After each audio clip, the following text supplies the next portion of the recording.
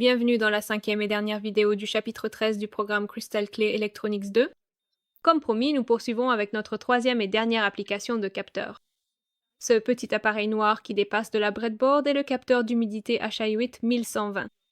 Nous n'avons pas pu insérer ces broches, plus rapprochées, dans la breadboard, alors nous l'avons relié au panneau avec des fils soudés.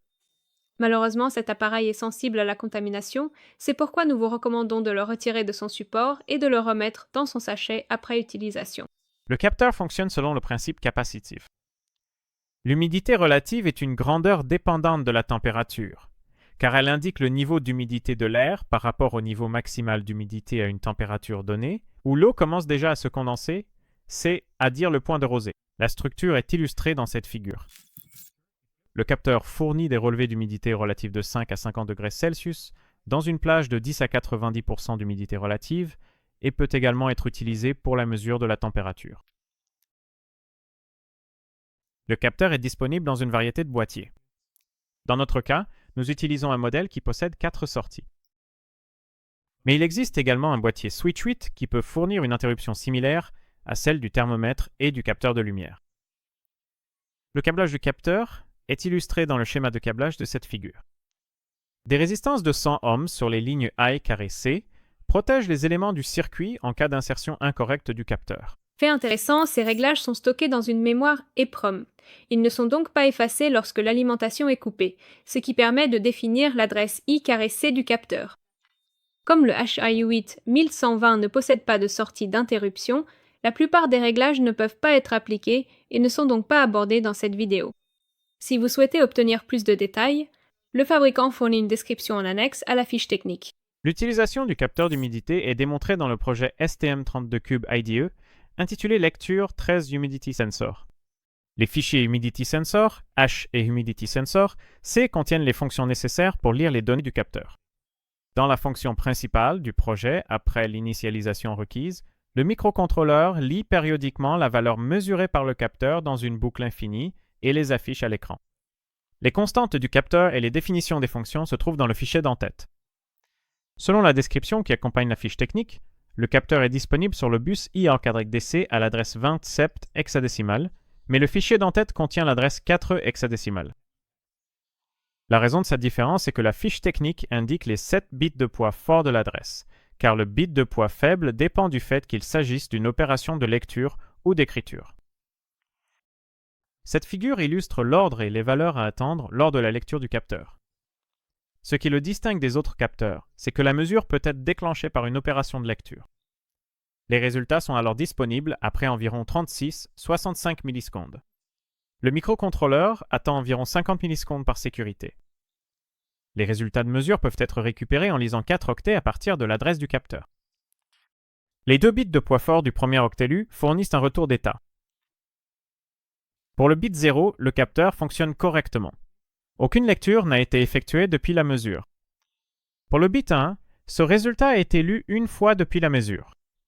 Un bit 0 indique que l'appareil est en cours de configuration, tandis que la valeur binaire 11 n'est pas utilisée. Les 2 bits de poids faible du dernier octet ne sont pas utilisés. La fonction HumTempSensorGetValues est chargée de lire les données provenant du capteur. La fonction lit à la fois la valeur d'humidité et la valeur de température, puisque les deux sont renvoyés en un seul cycle de lecture. Comme vous pouvez le voir, HumTempSensorGetTemperature et HumTempSensorGetHumidity utilisent cette fonction, mais les appeler ne renverra que la température ou l'humidité. Le fabricant fournit une formule pour convertir les données binaires lues dans la fiche technique. Nous utilisons cela dans notre programme. Il convient de mentionner que floatPOW2.14-2 est une constante qui n'est pas définie séparément, donc le temps de calcul utilisé ou gaspillé, pour la calculer une ou plusieurs fois, dépend des paramètres d'optimisation du compilateur. La fonction HumTempSensorGetStatus vérifie uniquement les 2 bits d'état. Voyons ce que nous constatons lorsque nous exécutons notre programme que j'ai téléchargé entre-temps. Comme vous pouvez le voir, l'affichage indique également l'humidité relative et la température actuelle.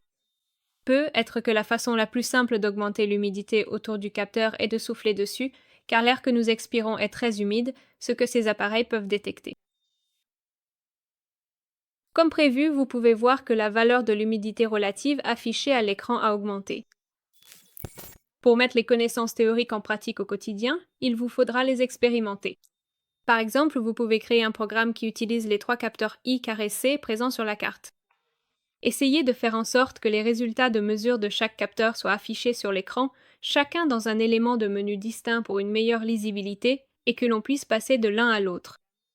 Il devrait y avoir un élément de menu permettant de comparer la température mesurée par le capteur d'humidité et celle mesurée par le capteur de température. Si vous avez besoin d'un petit coup de pouce pour créer ce programme vous-même, je vous conseille de vous rendre sur notre site web Crystal Clear Electronics 2U et de télécharger le cours 13, projet tous les capteurs I2C, où après la programmation, vous pourrez passer d'un élément de menu à l'autre en appuyant sur un bouton. L'explication de la fonction principale est complétée par des commentaires. En approchant de la fin de la vidéo, je pense qu'il serait intéressant de résumer quelques conseils qui pourraient être utiles lors de la conception d'un système embarqué utilisant des capteurs.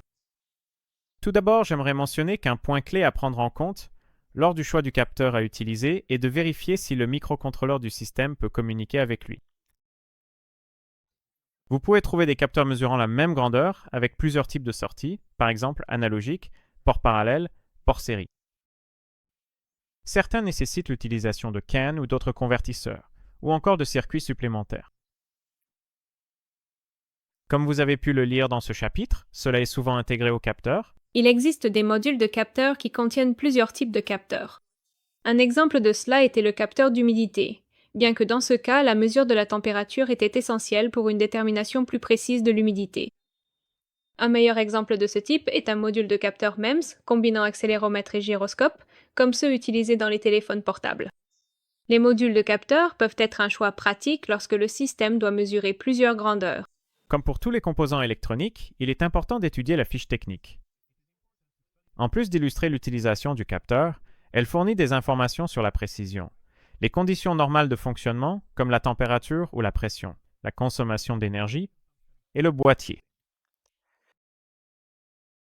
La précision du capteur indique l'écart maximal entre la valeur mesurée et la valeur réelle, souvent exprimée en pourcentage par les fabricants. Si vous concevez un système alimenté par batterie, il est conseillé de choisir un capteur à faible consommation. Par exemple, un qui peut être mis en mode veille lorsqu'il n'est pas utilisé. L'emballage est un aspect important à prendre en compte dans la conception mécanique. Par exemple, lors de la mesure de la température d'une surface, comme un dissipateur thermique, il est important d'assurer un bon contact thermique grâce à une fixation et à une pâte conductrice de chaleur. Il vaut également la peine de se demander si le capteur choisi est capable de suivre les variations de la grandeur à mesurer dans la plage attendue. Dans certains cas, la plage de mesure peut être étendue par de simples modifications, par exemple en utilisant une résistance de shunt pour la mesure de courant. Il peut également être nécessaire d'utiliser une combinaison de plusieurs capteurs mesurant sur différentes plages. Un autre aspect à considérer peut être la rapidité avec laquelle le capteur peut fournir un résultat, ce qui est probablement expliqué dans la fiche technique. Comme vous l'avez vu avec le capteur de lumière, dans certains cas, le temps de mesure peut également être configuré. Certains capteurs nécessitent un étalonnage, comme vous le verrez dans le prochain chapitre. L'étalonnage peut également contribuer à augmenter la précision. Cela nécessite une mesure de référence plus précise que la mesure du capteur à étalonner, à laquelle la sortie du capteur peut être comparée, son erreur corrigée et la valeur de la correction enregistrée. Il est important de se rappeler que toutes les mesures sont affectées par une certaine erreur. Comme le dit le proverbe, une seule mesure n'est pas une mesure.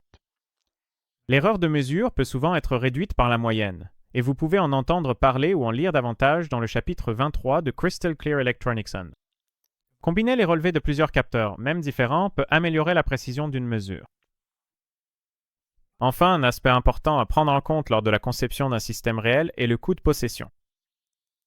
Souvent, la question centrale est « Quel est le prix minimum auquel on peut créer un système avec une précision et une fiabilité acceptables ?» Je pense que nous avons enfin terminé ce chapitre SHOTC.